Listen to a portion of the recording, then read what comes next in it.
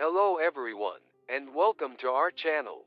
Today, we're going to delve into one of Japan's most intriguing urban legends, the UFOs of Noto.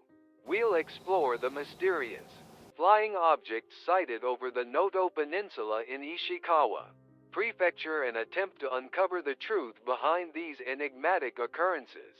The Noto Peninsula, located in Ishikawa Prefecture on the western coast of Japan, is renowned for its breathtaking scenery.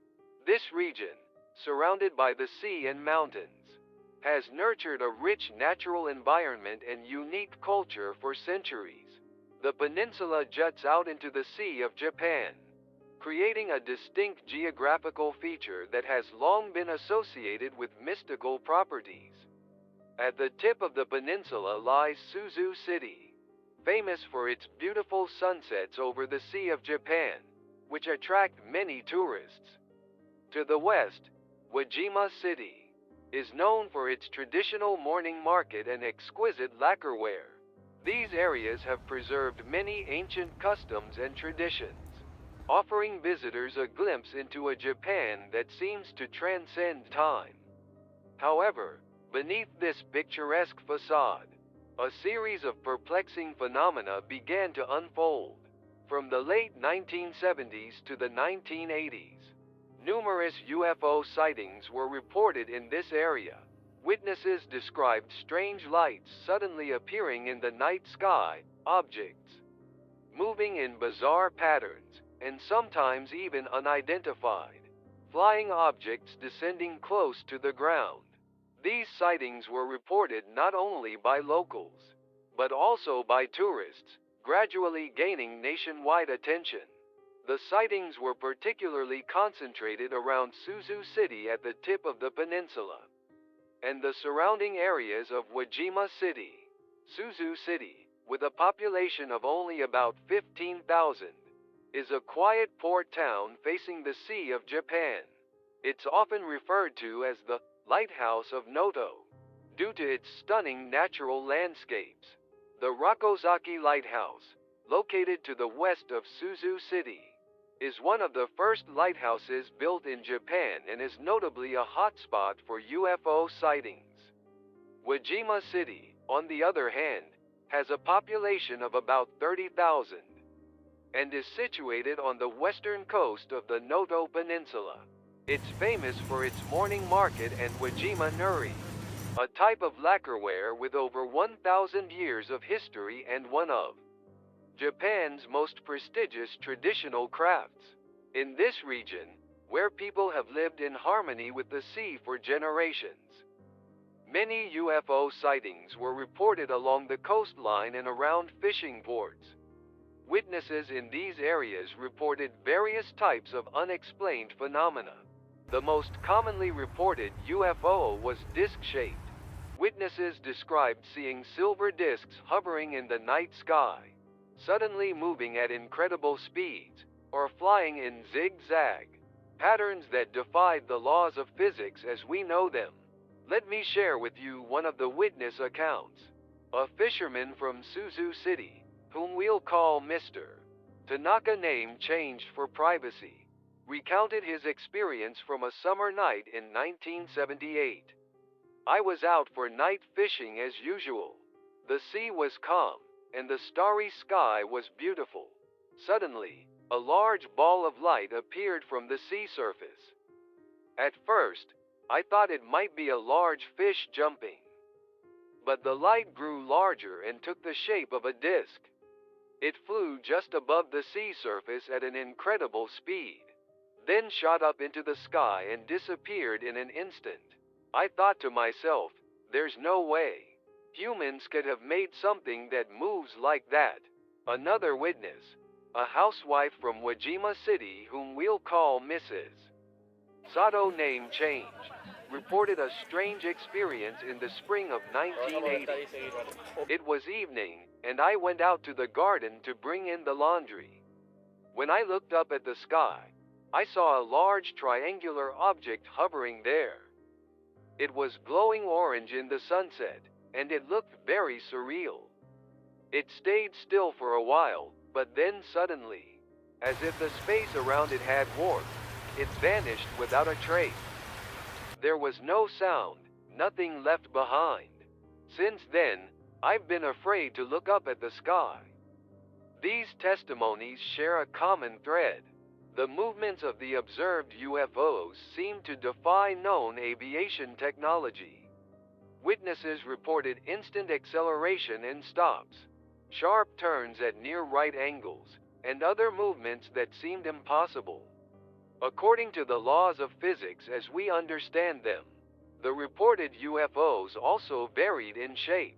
While disc-shaped objects were the most common, witnesses also described triangular craft, cigar-shaped objects, and even amorphous luminous bodies. The colors varied as well, with silver and white being the most common. But red, blue, and green UFOs were also reported. These sightings attracted significant media attention and caught the interest of UFO researchers. On-site investigations were conducted, witnesses were interviewed, and various hypotheses were proposed. Some even suggested that the unique geographical and meteorological conditions of the Noto Peninsula might be causing these UFO appearances. One researcher proposed that geomagnetic anomalies in the Noto Peninsula might be attracting UFOs. According to this theory, special minerals buried under the peninsula were affecting the geomagnetic field, and this unique geomagnetic signature might be drawing the attention of visitors from space. Another researcher speculated that there might be a connection between the UFO appearances and the ancient shrines and sacred sites in the area. The Noto Peninsula is home to many old beliefs and legends. For example, the Soji-ji Temple in Wajima City, an important cultural property and an ancient temple of the Soto school of Zen Buddhism, has a UFO monument in its grounds. This monument was erected to commemorate a UFO sighting on the temple grounds in 1975. Thus, the Noto UFO phenomenon gave rise to both scientific explanations and mystical or religious interpretations. While these theories lack solid scientific evidence, they have stimulated people's imaginations and added depth to the legend of the UFOs of Noto. However, there were also attempts at scientific explanations. One theory suggested that the sightings might be mirages caused by the unique weather conditions of the Noto Peninsula. The weather phenomena specific to the Sea of Japan coast can cause light to bend, making distant objects appear to float or become distorted. Particularly in summer, the contrast between the cold sea surface and the warm air above can create conditions that cause such optical illusions. Another possibility raised was misidentification of fishing boat lights or aircraft. It was suggested that under certain weather conditions, the lights from fishing boats could appear abnormally large.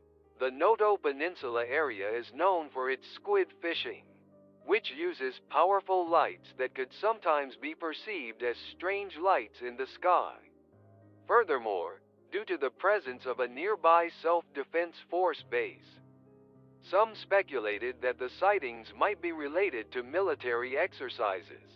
Indeed, it's possible that equipment or lighting used in self-defense force training or exercises could be misidentified as UFOs under certain conditions.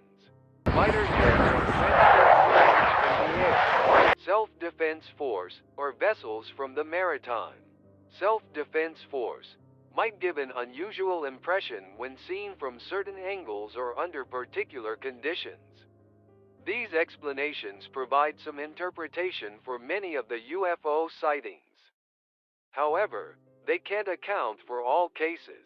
In particular, incidents observed simultaneously by multiple witnesses, or cases involving physical effects, such as electrical equipment malfunctions, remain unexplained. As a result, the mystery of the UFOs of Noto, remains unsolved to this day. Many witnesses firmly believe that what they saw were genuine unidentified flying objects, not mere natural phenomena or man-made objects. Their testimonies are often detailed and specific, seeming to go beyond mere imagination or optical illusions. Over time, this phenomenon has become a attraction for the Noto region. UFO-themed events and products have emerged, with the mysterious atmosphere attracting tourists.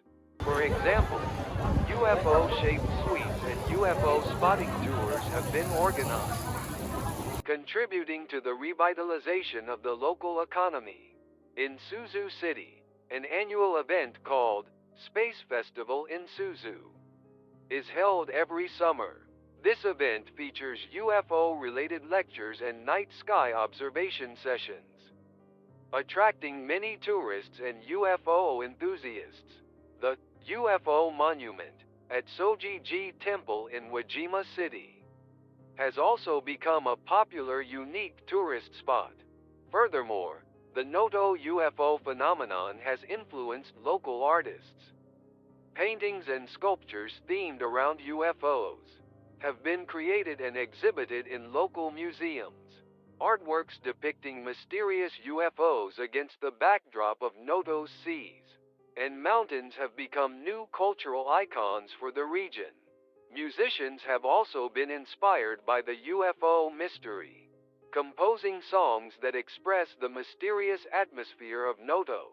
A local folk singer even created a song called The Flying Saucer of Noto, which has become popular among locals and is sometimes sung at karaoke.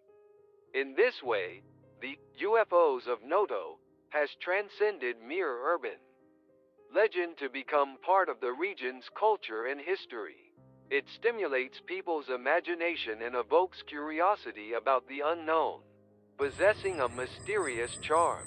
Sometimes, phenomena that can't be explained scientifically become deeply etched in people's hearts, giving birth to new cultures and traditions.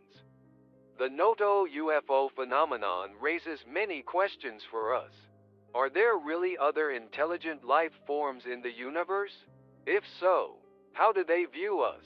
And how many phenomena exist in this world that our current scientific technology can't yet explain?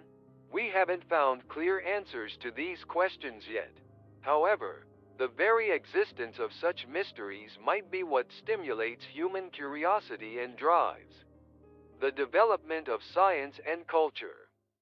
Now, that concludes our general explanation of the UFOs of Noto. However, there's still an untold story behind this phenomenon. Please listen to my original story inspired by the UFOs of Noto.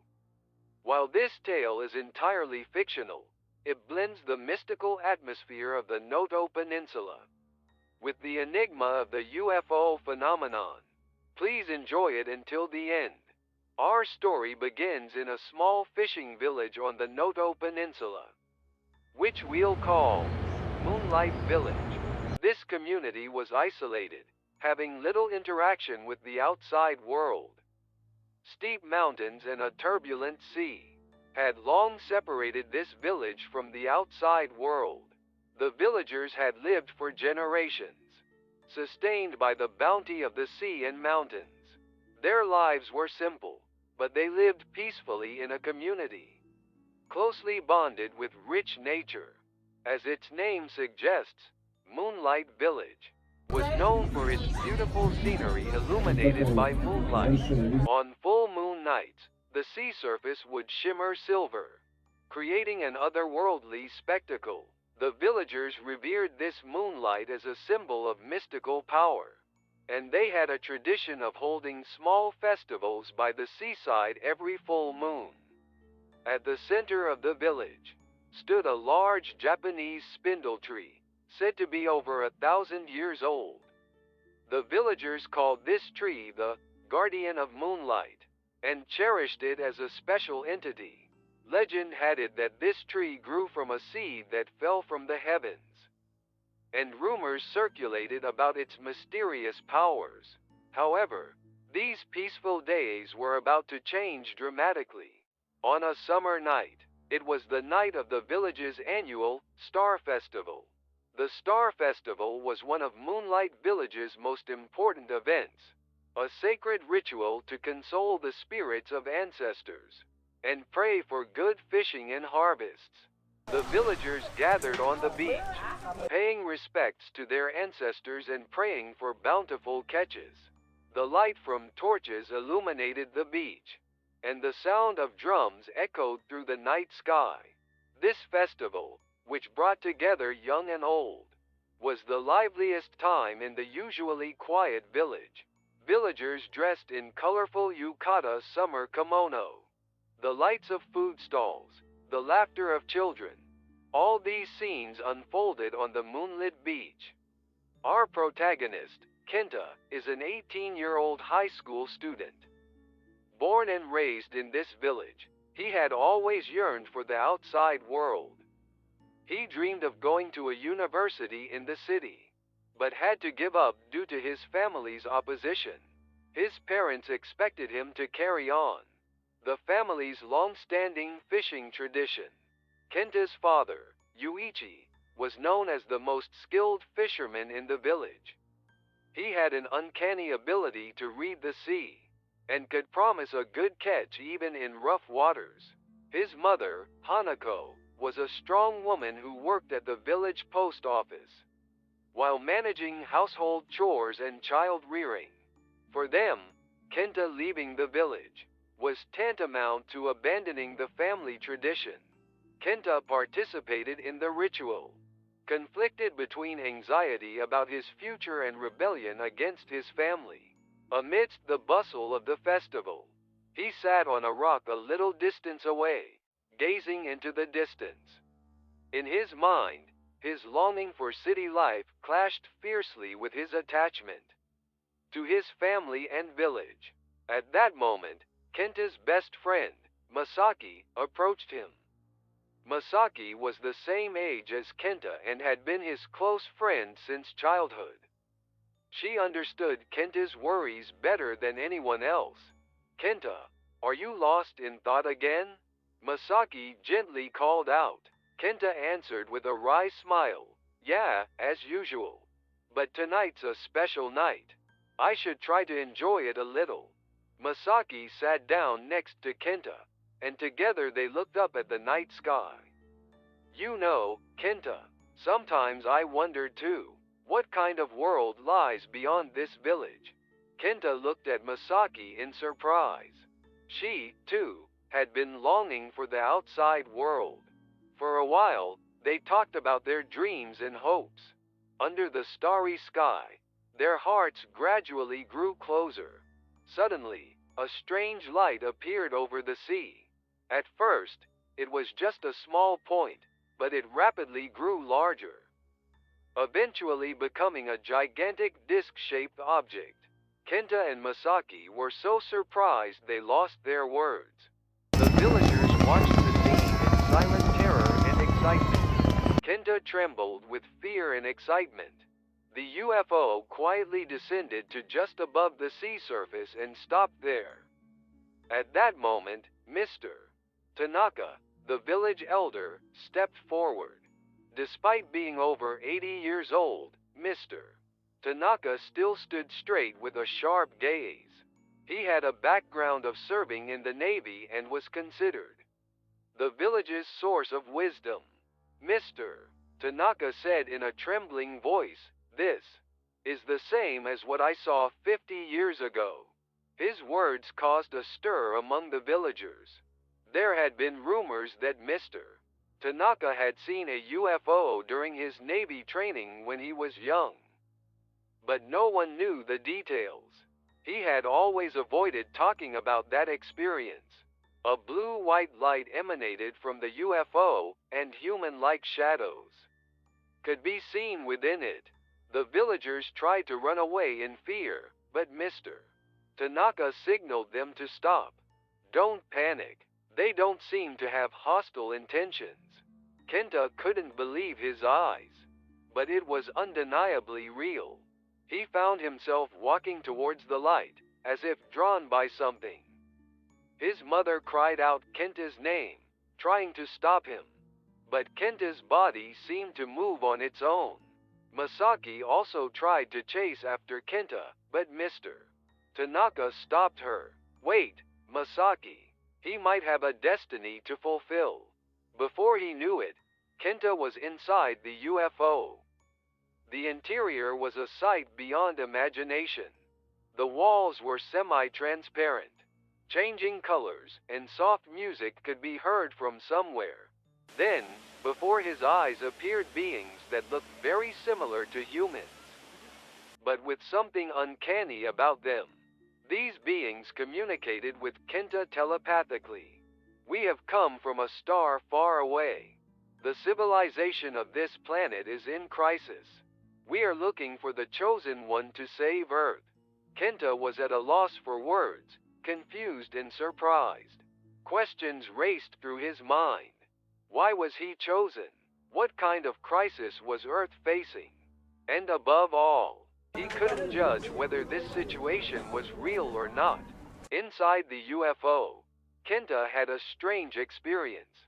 Images of Earth's future flashed through his mind. Environmental destruction, war, epidemics, and finally, the image of Earth's destruction. Kenta shed tears of fear and sadness. It was like a nightmare.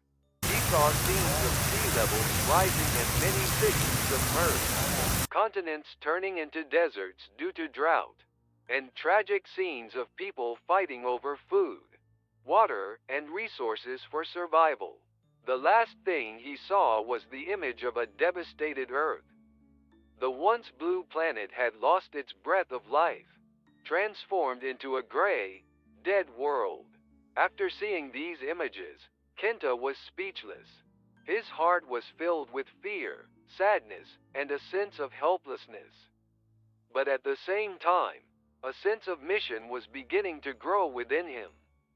A feeling that he had to do something. Then, the alien told Kenta, "You have a special power. Using that power, you can change Earth's future. However, you must pay a great price for this." Kenta hesitated. He had two choices before him: to leave with the UFO and take on the mission of saving Earth, or to return to his former life. Various thoughts conflicted in his mind. Thoughts of his family, of Masaki, and of the peaceful life in the village. The fear of abandoning all that and venturing into an unknown world. But on the other hand, there was this crucial mission that could affect Earth's fate. And finally, the chance to leave the village that he had longed for. Just as Kenta was about to make his decision, alarms suddenly blared inside the UFO. The aliens panicked and told Kenta, "We're out of time." The next moment, Kenta was enveloped in a dazzling light and lost consciousness. When he woke up, Kenta was lying on the beach. Dawn had gathered around him. Kenta desperately tried to explain his experience, but no one believed him. The villagers dismissed it, thinking Kenta must have been dreaming. However, Kenta was certain. It wasn't a dream, but undeniable reality. And his body had undergone some changes. Strange light leaked from his palms, and sometimes objects would float. Kenta realized that he had been granted some power by the aliens. From that day on, Kenta's daily life changed dramatically. He continued to worry about how to use his new abilities, while keeping them hidden. In the village, some people began to notice changes in Kenta. Especially Masaki, who seemed to have noticed Kenta's secret. One day, Kenta and Masaki were walking along the beach. They talked about various things on the quiet shore at dusk. Suddenly, Masaki witnessed light leaking from Kenta's hand. "Kenta, what happened to you?" In response to Masaki's question, Kenta revealed everything about his experience in the UFO. and about the strange power that had taken residence in him. At first, Masaki couldn't believe it, but seeing Kenta's serious expression, she gradually understood the gravity of the situation. "I want to help you," Masaki said, taking Kenta's hand. "But how can I do that?" Kenta shook his head. "I don't know how to use this power. Whether I can really save Earth." They discussed how Kenta should use his power, but couldn't reach a conclusion. That night, Kenta was plagued by nightmares.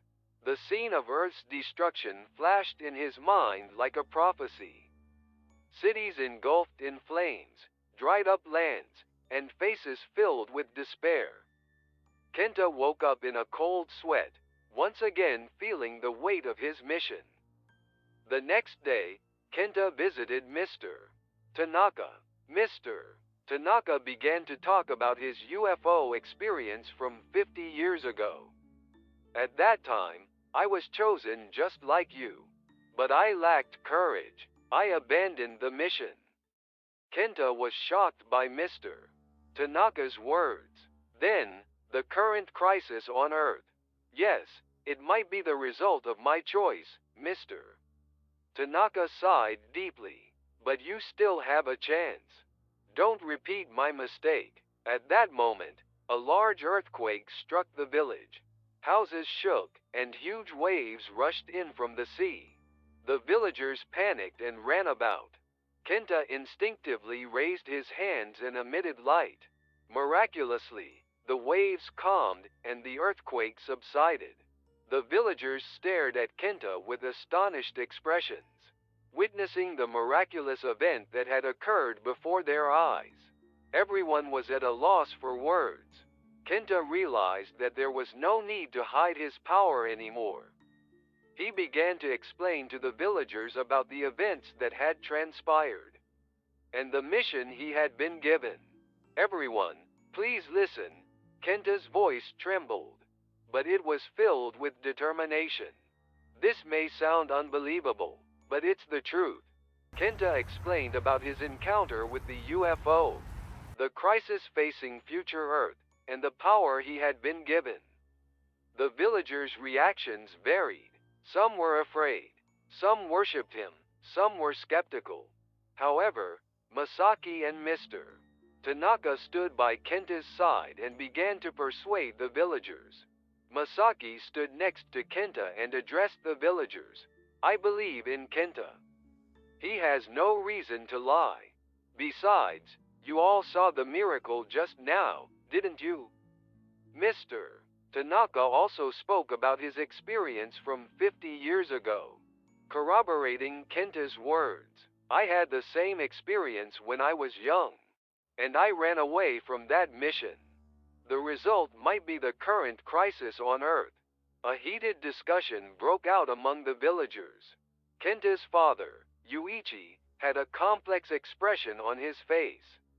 "Son, if what you're saying is true, you have a grave mission. But it must also come with great dangers." His mother, Hanako, said with tears in her eyes. "Kenta, whatever path you choose, we will support you. Just come back safely, okay?" The next day, Kenta demonstrated his power by growing crops. In the village center, withering rice plants suddenly grew lush and bore abundant grain.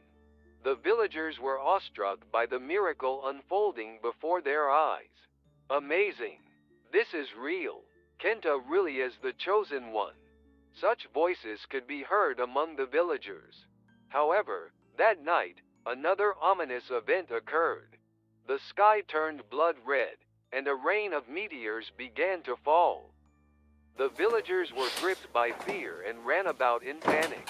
Kenta desperately tried to use his power to protect the village. "Everyone, calm down," Kenta shouted. "I'll do something about this."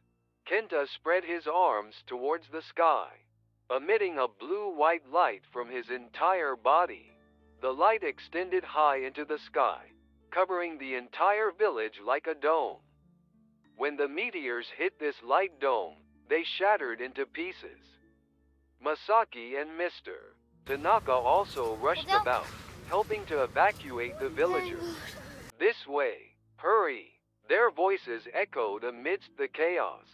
After hours of intense meteor shower, the sky finally calmed.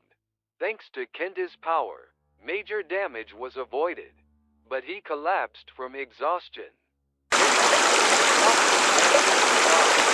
The villagers also gathered around Kenta, looking worried. As his consciousness faded, Kenta heard the voice of the alien again. Well done, Kenta, but this is just the beginning.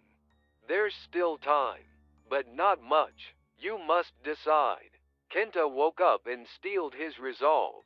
He bid farewell to Masaki and the villagers and headed towards the beach. There, the UFO was waiting. Are you going? Masaki had followed Kenta. Kenta nodded. I have to, but I'll definitely come back. Until then, protect the village. Protect Earth. Kenta's parents also rushed to the scene. His father, Yuichi, placed his hand on his son's shoulder. I'm proud of your decision. You've become a fine man. His mother, Hanako, hugged Kenta while holding back tears. Be careful. We'll be waiting for your return. Just as Kenta was about to board the UFO, an unexpected event occurred. The young people of the village had followed Kenta. We're going too. It must be lonely by yourself, right? If we're saving Earth, let's do it together. Kenta was moved to tears by his friends' words. He was touched by their courage and friendship. However, he shook his head. Thank you, but this is something I have to do. I want you all to protect Earth from here. Masaki ran up to Kenta and hugged him tightly. Make sure you come back. Kenta nodded and gently kissed Masaki's cheek. I promise. And when I return. He left his words hanging, but Masaki nodded and smiled. Kenta said goodbye to each villager and boarded the UFO. Just before the UFO door closed, he turned back to burn the image of his hometown into his memory. The village bathed in moonlight, the shoreline, and the faces of his loved ones.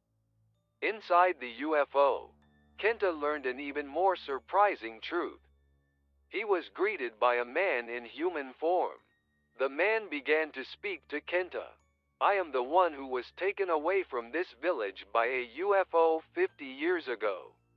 And now, I've come to welcome you. Kenta was speechless. The man was Kenta's grandfather. Kenta didn't know about his grandfather's existence. He had heard that his grandfather had gone missing before he was born. Grandpa? Kenta asked in disbelief. The grandfather smiled gently. That's right, Kenta. I'm sorry I couldn't meet you for so long. The grandfather revealed the truth to Kenta. Their family line had inherited special abilities for generations, and those with these abilities sometimes took on the role of the chosen ones, tasked with maintaining the order of the universe. Kenta's experience was a trial to awaken this ability. Our family line has been playing the role of guardians of the universe since ancient times, the grandfather explained. However, this mission also comes with dangers. You will be faced with choices that could determine the fate of humanity. Kenta, though confused, resolved to accept his destiny. He asked his grandfather, "What can I do?" The grandfather smiled. "Finding that out is your journey. Now, let's go." The UFO began to ascend quietly. Through the window, Kenta could see Earth growing smaller. The blue planet shone like a beautiful jewel floating in the darkness of space.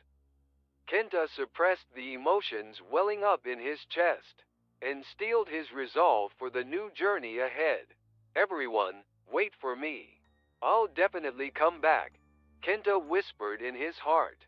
And so, the UFO took off at a speed faster than light, heading towards the unknown universe. This marks the beginning of Kenta's new story. and the new chapter of the UFOs of Noto. The UFO carrying Kenta and his grandfather moved through space at high speed, as if engulfed in a vortex of light. Kenta was left speechless by the magnificent view of space, visible through the window. Countless stars, colorful nebulae, and occasionally, strange-shaped celestial bodies. These were sights that could never be seen from Earth. Beautiful, isn't it? His grandfather placed a hand on Kenta's shoulder. However, even within this beauty, danger lurks. Kenta looked at his grandfather. What kind of danger? His grandfather began to explain with a serious expression. In the universe, various civilizations exist. Among them are those who seek to dominate other planets and civilizations. They possess advanced scientific technology and can easily subjugate developing civilizations. No way. Kenta was shocked. Is Earth being targeted too? His grandfather nodded. That's right. However, beings like us have been preventing their invasion. Your power is necessary for that. The UFO arrived at a gigantic space station. It looked like a huge city floating in space. Various shaped structures stood in rows, with aliens moving between them. Kenta was overwhelmed by the sight. Upon arriving at the center of the station, Kenta found chosen ones gathered from various stars. They all looked similar to humans, but their eyes held an indescribable deep wisdom. Welcome, Guardian of Earth, one of the elders addressed Kenta. We have long awaited thy arrival. Kenta, though nervous, responded in a firm tone. What can I do to protect Earth and the universe? The elder smiled. Thy journey begins here. We shall teach thee the truth of the universe and how to use thy power.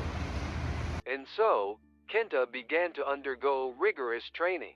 He learned how to control his power, the laws of the universe, and methods of communicating with other civilizations. Kenta's mind was filled with new knowledge. The training was grueling. At times, he faced situations where he felt his life was in danger. However, Kenta never gave up. His strong will to protect Earth and his loved ones continued to support him. In his daily training, Kenta felt his abilities growing rapidly. He became able to move objects with his mind, communicate with others telepathically, and even manipulate space-time at will.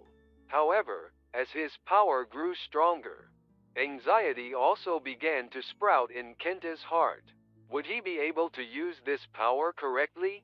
Could he really save Earth? During breaks in training, Kenta would remember his hometown, Masaki, his village friends, and his parents. How were they doing now?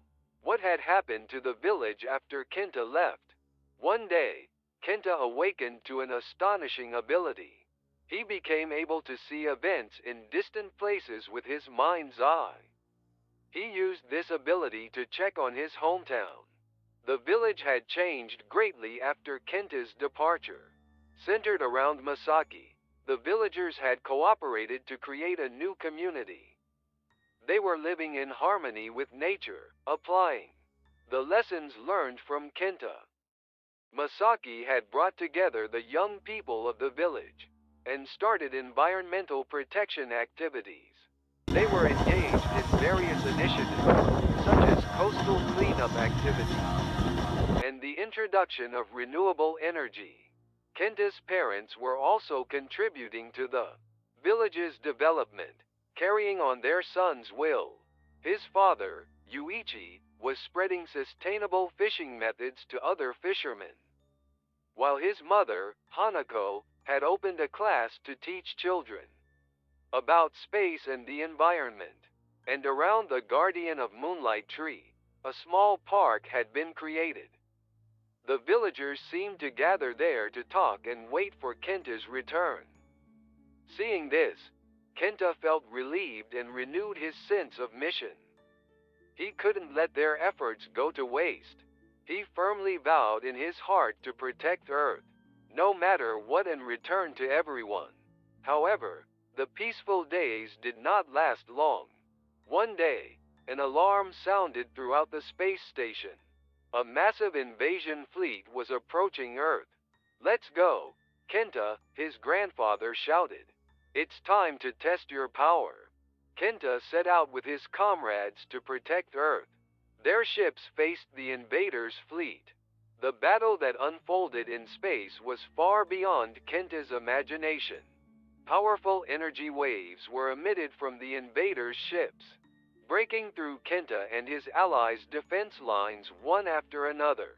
At this rate, Kenta gritted his teeth. At that moment, the scenery of his hometown flashed through Kenta's mind. Masaki's smile, his parents' kindness, the warmth of the villagers, and the image of the guardian of Moonlight Tree. "I have to protect them. I have to protect them." A light stronger than ever before emanated from Kenta's body. The light seemed to have a life of its own, writhing and enveloping the invaders' ships. "What is this power?" even his grandfather exclaimed in surprise.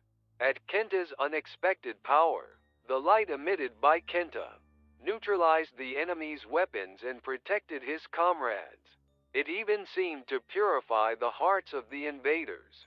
The battle was intense, but in the end, Kenta and his allies emerged victorious. The invaders retreated, and Earth was saved from crisis. However, Kenta had to pay a great price for this battle. By using up all his power, he became unable to return to his original time. "Can't I see Masaki and the others anymore?" Kenta was overcome with sadness. His grandfather gently rubbed Kenta's back. "The flow of time is mysterious. Someday, surely, the day will come when you can return. Until then, let's devote our strength to the peace of this universe." Kenta nodded, wiping away his tears. He began to walk a new life as a guardian of the universe. And so time passed, and Kenta's name became known throughout the universe. His achievements brought hope to people of many stars and brought peace. Kenta visited various planets, resolved conflicts, tackled environmental problems, and watched over the birth of new civilizations. His power was used not for destruction, but for creation and harmony. At times, he faced grueling trials. Once, he confronted a dimensional collapse, crisis that threatened the existence of the entire universe. And at another time, he agonized over a moral dilemma that forced him to make an ultimate choice. However, each time, Kenta overcame difficulties by applying the lessons he learned in his hometown and the wisdom he gained in space. Centuries passed, and Kenta finally got the opportunity to return to Earth. He landed in what was once Moonlight Village. The appearance of the village had changed greatly, but the beautiful sea and mountains remained the same as before. Technology had advanced significantly, and the once small fishing village had transformed into a futuristic city in harmony with nature. However, the guardian of Moonlight Tree still stood at its center, serving as the spiritual pillar of the village. There, Kenta witnessed an astonishing sight. A statue standing in the center of the village. It was the figure of Kenta in his youth. Below the statue were inscribed the words, "Our pride, hero of the universe." Kenta was moved to learn that his story had been passed down through generations. He stood before the statue and quietly spoke, "Everyone, thank you, and I'm sorry. It took me so long to keep my promise." At that moment, Kenta's body was enveloped in light. His soul began to journey to the far reaches of the universe. However, his story would continue to be told for eternity. The people of Moonlight Village still look up at the night sky, remembering that strange summer night. The light of the UFO, Kenta's courage, and the hope he left behind. All of these continue to be passed down as the legend of the Noto UFO across generations. And on full moon nights, even now, the villagers gather on the beach, waiting for Kenta's return. They believe that someday, that young man will come back to the village. Thank you for listening to my creative story. The UFOs of Noto is not just an urban legend, but a captivating tale that stimulates our imagination and makes us ponder the mysteries of the universe. Sometimes, phenomena that can't be explained scientifically become deeply etched in people's hearts, giving birth to new legends. While Kenta's story is fictional, haven't we all felt the presence of mysterious powers hidden in our daily lives, or possibilities sleeping within ourselves? The boundary between reality and fantasy sometimes becomes blurred, and perhaps it's this ambiguity that makes our lives rich and fascinating. Whether to believe in UFOs and paranormal phenomena is up to each individual's judgment. However, what these stories ask us is a fundamental question. What kind of existence are we humans in this vast universe? We often get caught up in our daily lives and forget to look at the bigger picture. But sometimes, it's important to look up at the night sky and remember how small we are in this endless universe. And at the same time, by imagining that even we, such small existences, might have the power to protect the order of the universe, we might find new brilliance in our everyday lives. The legend of the UFOs of Noto continues to give us dreams. It's a story that contains awe and longing for the unknown, and trust in the infinite possibilities of humanity. Next time, we'll bring you more mysterious urban legends from various parts of Japan. There are still many untold stories sleeping around us. You might find yourself in one of these stories. Until we meet again, goodbye. This tale of the UFOs of Noto serves as a reminder of the rich tapestry of folklore and urban legends that exist, not just in Japan, but around the world. While it's important to approach such stories with a critical mind, they also offer us a glimpse into the cultural psyche of a region and its people. The Noto Peninsula, with its rugged coastline and traditional villages, provides the perfect backdrop for such mysterious occurrences. The juxtaposition of ancient traditions and modern mysteries creates a unique atmosphere that continues to capture the imagination of locals and visitors alike. It's worth noting that while this story is fictional, UFO sightings and unexplained phenomena are reported worldwide.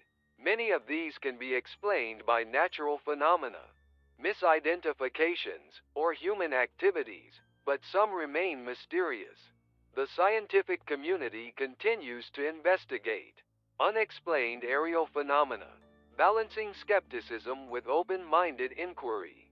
The story of Kenta and the UFOs of Noto touches on universal themes: the call to adventure, the weight of responsibility, the pain of leaving home, and the hope of return. These elements resonate with people across cultures, which is why such legends often gain popularity and longevity. Moreover, the tale reflects humanity's enduring fascination with the possibility of extraterrestrial life. As we continue to explore our solar system and beyond, the question of whether we are alone in the universe remains one of the most profound and intriguing in science. The transformation of the UFO phenomenon into a cultural asset for the Noto region is also a fascinating aspect of this story. It demonstrates how communities can embrace and reinvent their local legends, turning them into sources of identity and even economic opportunity through tourism and creative enterprises. As we conclude our exploration of the UFOs of Noto, it's important to remember that while these stories are entertaining, They also serve as a mirror to our own hopes, fears, and curiosities about the unknown. They challenge us to look beyond our everyday experiences and consider the vast mysteries that still exist in our world and beyond. Whether you're a believer in UFOs, a skeptic, or somewhere in between, stories like these remind us of the wonder and mystery that surround us. They encourage us to keep an open mind, to question what we see, and to never stop exploring the unknown. So the next time you find yourself in a place like the Noto Peninsula, or any location steeped in local legends, take a moment to listen to the stories the locals tell. Look up at the night sky and let your imagination wander. Who knows? You might just see something that defies explanation, adding your own chapter to the ongoing story of humanity's encounter with the unknown. Remember, the truth is out there, and the journey to find it is an adventure in itself. Until next time, keep watching the skies, and never stop wondering about the mysteries that surround us. Goodbye, and may your own encounters with the unexplained be as thrilling as Kenta's journey among the stars.